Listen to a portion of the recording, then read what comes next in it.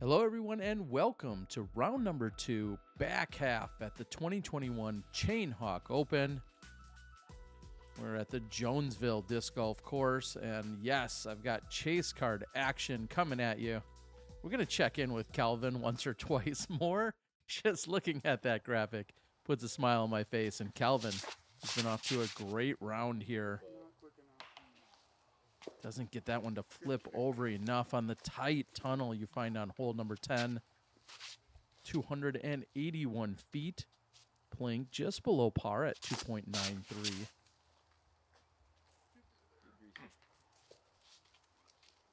And that navigates a little more than halfway. I love the play here. McCray keeping it low, knowing that if you do hit a tree, it's not going to be able to carry a long distance. That is a very strategic play there and release by McCray. Also, the fact that if it hits the ground and doesn't hit any trees, you're going to get a little bit of a skip.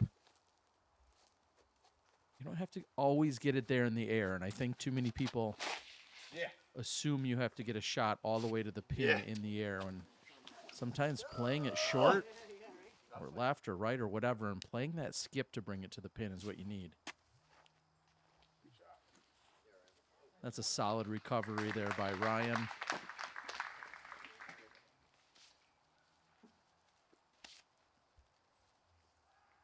Is this more of that magic disc that he spoke of back in the front half coverage?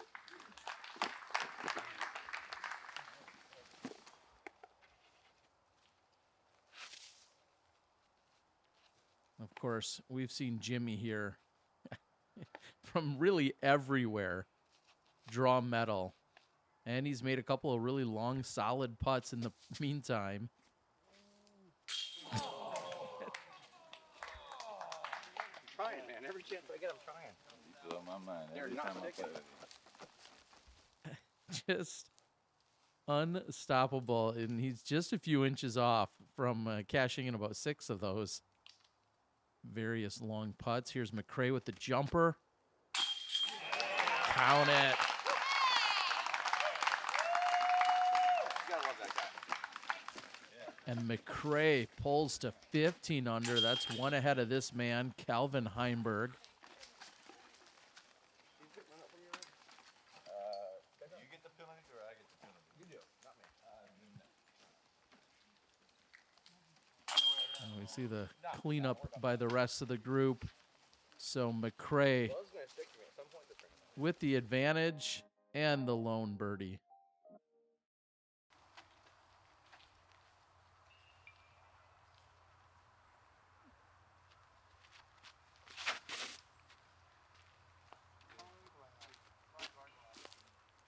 That was good, Johnny. 276. Here again, you throw it 240, maybe 250. There's a tier or two that the basket sits at a lower level. So just barely getting it to that first tier and letting it slide off the edge will put you in putting range. Right downhill, sir. And even that actually is going to be within range, although it looks short.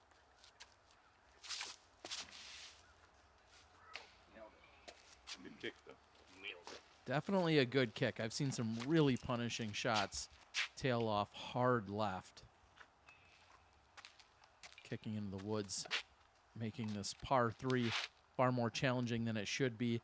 It averaged 2.77 on the day, 276 feet.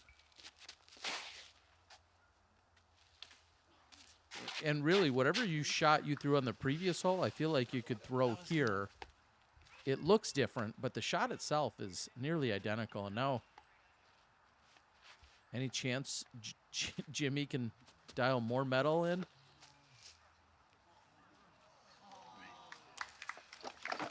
Oh, we have to be disappointed. His 180-footer's no good. Doesn't quite convert. And just like we saw back on hole 3,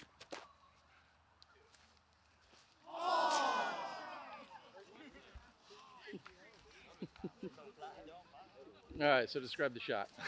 I made it up. I use a blowfly. and I hang it down by my side and basically keep it completely vertical, put as much backspin as I can. The fact that it's understable makes it sweep into a hyzer. When it hits the ground, it folds and sticks. It's pretty. Was I telling you guys during the front nine about how unconventional yet fun Ryan seems to have out here on the course? It's like, if it's standard, it's not for me. And in a little less exciting fashion, Heimburg picks up the birdie. He moves to 15 under. Currently knotted up with McCray. Jimmy's approach went deep, but makes good on the comebacker. And McCray right there for birdie as well. Hi, Johnny. That was almost incredible. All I got, Bubba.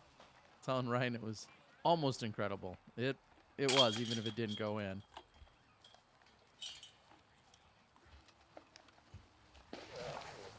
So when will you be trying Ryan's shot?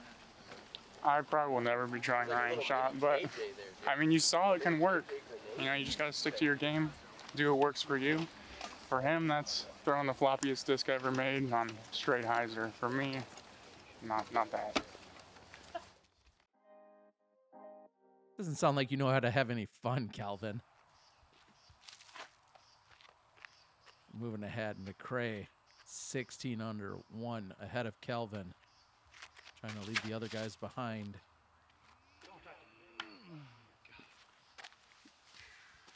And McCray connects, and this is the toughest hole on the course statistically, averaging 0.49 over par, so almost a 3.5. That is leaking left, and instead of a leak, I guess that was more like a rush or something with some fury, and that is the worst possible kick for Jimmy. That's out of bounds, but much earlier than Calvin's.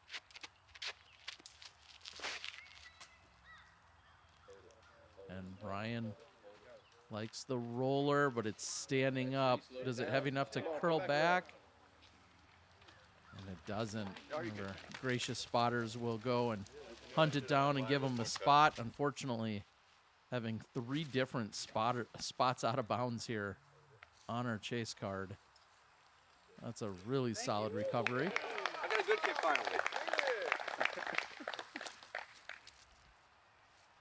Again, conditions very calm. Almost no wind to speak of. I can't even think of a breeze that came across my forehead today. Temps in the low 70s.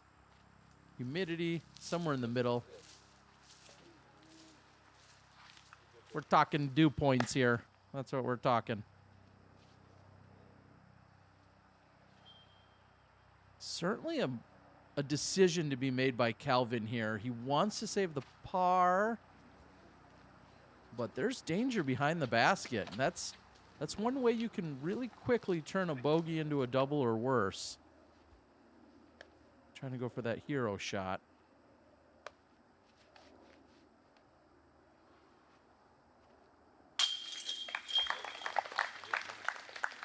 Just shooting lasers out here. Jimmy in for the bogey.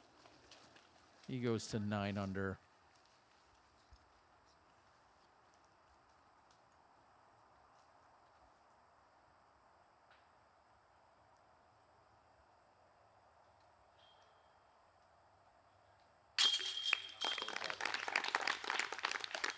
Easy comebacker for Calvin. I worried about that one getting squirrely on his previous putt, but it stayed pretty close. Ryan,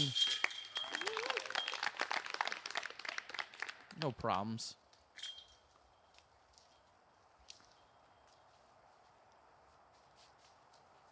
And now Johnny left with his par opportunity. Everyone else is bogeyed. Count it. Trying to lower that overall statistic. He did his part. Big shout out to Dynamic, as they are the presenting sponsor here of the 10th annual Chain Hawk Open. Here's McCray.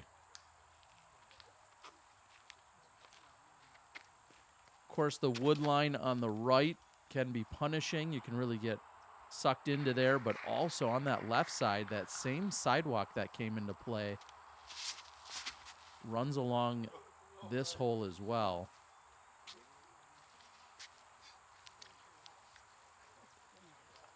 And surprisingly, we're going to find that almost pin high. Looked like it was going to be significantly short, but it's almost pin high. It'll be obstructed. Oh, no.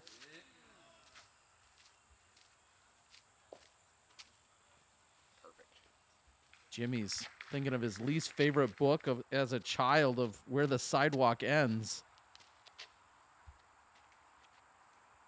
Meanwhile, Ryan said he was thinking about the roller. However, the previous hole scared him. So instead, he just goes with the forehand. Bringing down some limbs with it.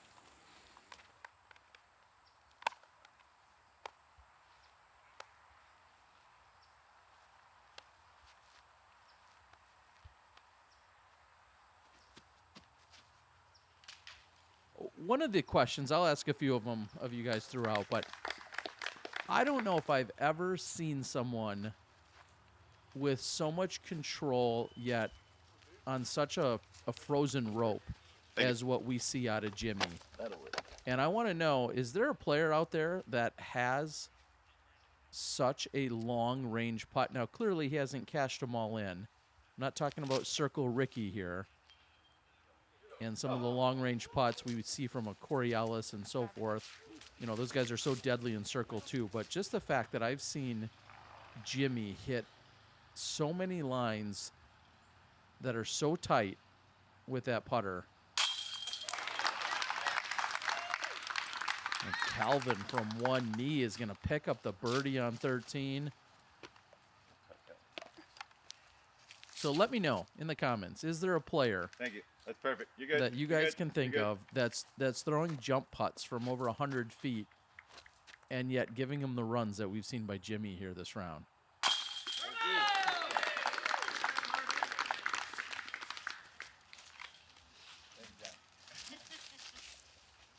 McCray has started cheering for the turbos.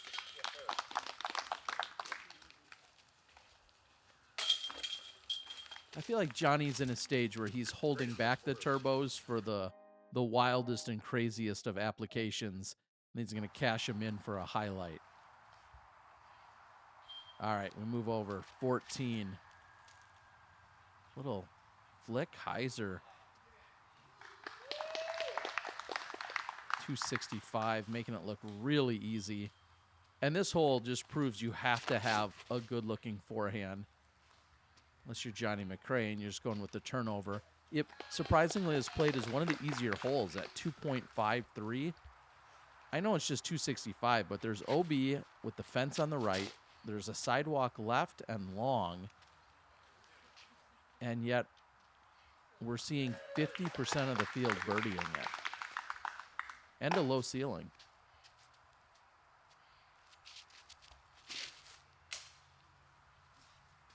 Jimmy gets that one up, finds the ceiling height there, pushes it over to the fence line. And there's actually an alleyway through here. I didn't realize this existed, but Jimmy's shown me all sorts of new things here today.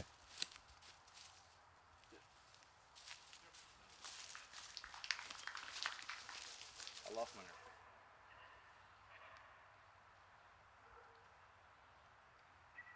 McCray looking to go to 17 under.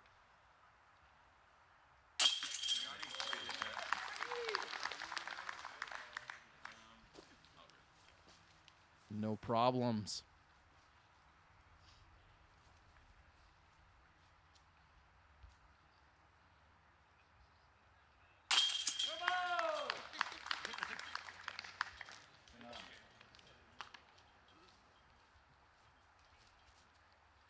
Easy work for Ryan, and Calvin Pretty proficient with the forehand here at the 265. He'll cash it in, and these guys are trying to run away from Jimmy.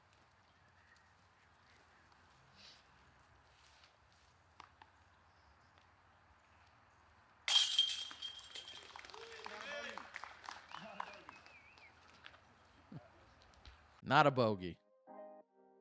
You're taking a bogey if you don't shop over at shoplis.com. That's where you can find all those Ledgestone goodies. Big shout out to Nate Heinold, my boy Jamie, and all of the crew over there. Here's Heimburg.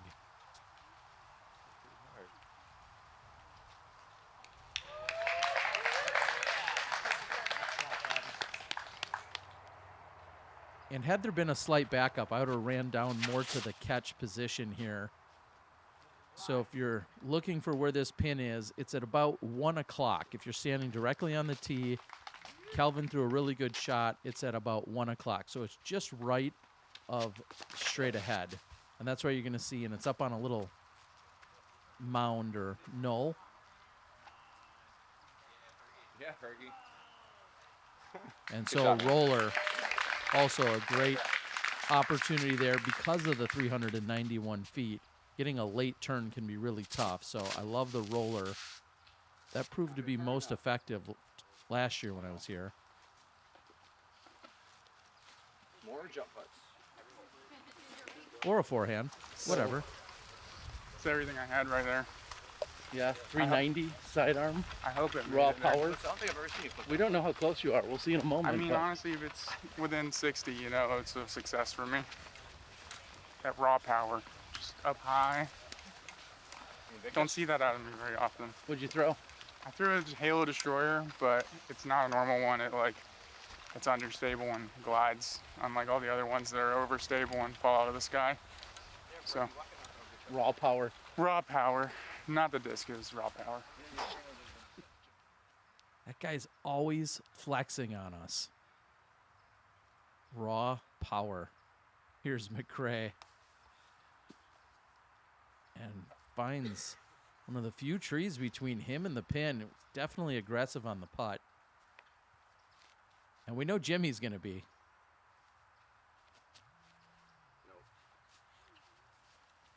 not today.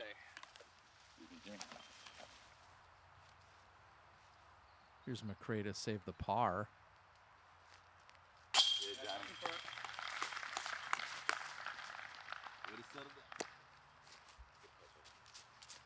And now we see the roller had landed by Ryan. Just about pin high.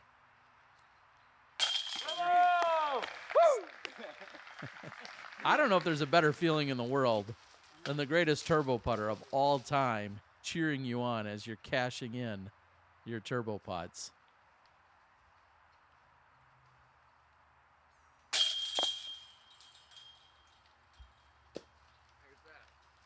It's going to sting a little for Jimmy. And here's, as Avery Jenkins famously once said, that's what power will get you. For some of you newer players, Avery Jenkins, your 2009 world champion.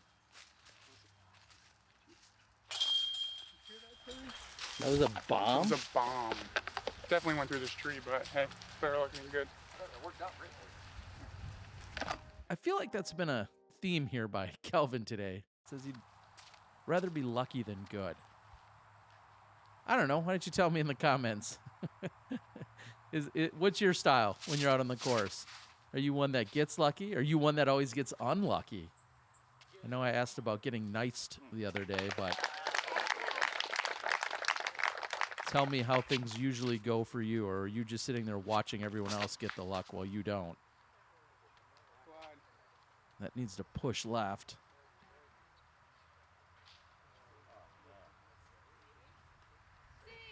Green paddle. I'll take no penalty stroke. Let's go with that. Start there. It may not be pretty, but it's a green paddle, and he's not out of bounds. Here's Johnny. It's got a good angle, but it needs to get down, and it hits the downward slope there, and it just continues to push left. That's going to be somewhere out in deep in circle 2. one of the easier holes here, 2.67. And thankfully that checks out. There's OB directly to the right, as you can now see. And looks like Ryan had cleared it. And with Jimmy's putt, there's always, or Jimmy's tee shot, I should say, there's always the possibility of getting a little bit of a roll and then finding the OB. Better for McCray to come up a little short than to go long and possibly find that OB. So McCray will have to settle for the par. There's a good birdie by Jimmy.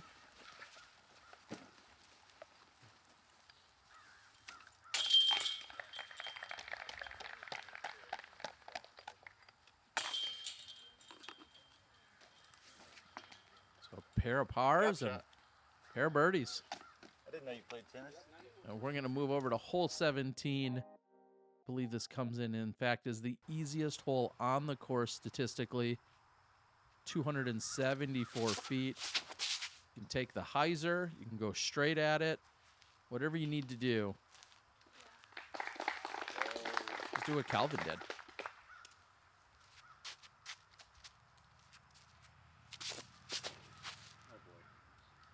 Everything is stable.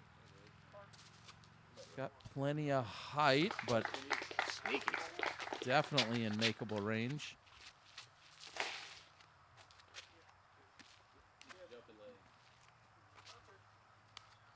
Thank you.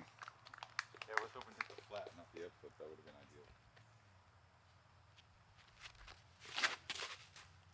So with Heimburg picking up the previous couple of birdies, he's got the advantage here as he sits one better than McCray. I don't know what that means, Ryan. Continuing to watch the lead card. No one really tearing it up. We're seeing one or two good scores come off of it, but nothing crazy. Of course, all lead card coverage can be found over on our friends at Fox Hills Productions. And at the end of this round, as I close out, I'll show you who is on my chase card moving into round 3. And that's all the details I'll give you. So if you don't want to have it spoiled in any way, then again, if you're watching, that means you're interested in the chase card. So. Play the field. And speaking of watching, thank you guys so much for tuning in. Watching the Disc Golf Guy coverage here. Excited to go out. The rounds moved quite quickly, just about 2 hours.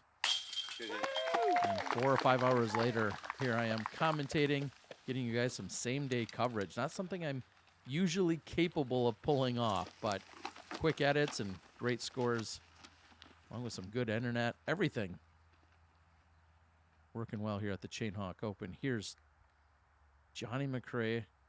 This would be for another star frame for the group.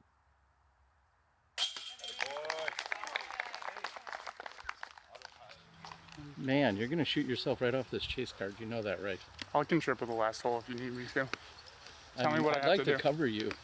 Tell me what I have to do, Terry. You say it. Let me check the scores. We'll be Okay. back. And I wasn't lying. This may be the last I get to see of Kelvin Heimburg. He's going to move on to the lead card regardless of what he does here. Well, unless he takes a 10. That is wide on 18. They're playing to a longer pin than what we saw last year.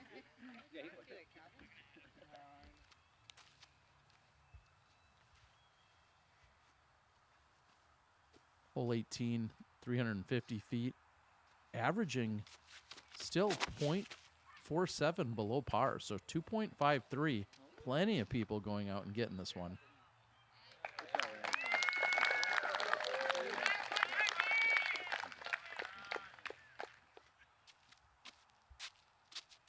If you guys have any constructive feedback you'd like to leave in the comments, I'm all ears. As we're watching Jimmy, I think this is the first time I've ever filmed Ryan and Jimmy. It's been a real pleasure to do so. Wish them the best of luck. We're not going to see them on the chase card for the final round as JohnE He's going to play the wide Annie. That goes over the top of the basket. He's about 45, maybe 50 deep with a little work left to do. This is coming back at the pin.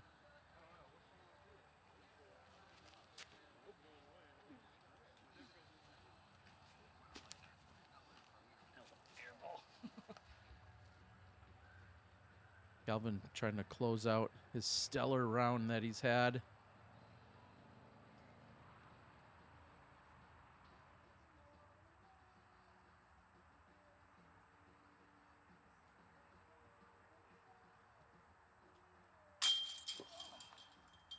And with that, he'll remain at 12 under. Little spoiler, that is the hottest round out of all players for this second round out of all competitors. And Jimmy does it for the crowd. Still can't throw far. It's like my fourth birdie all day.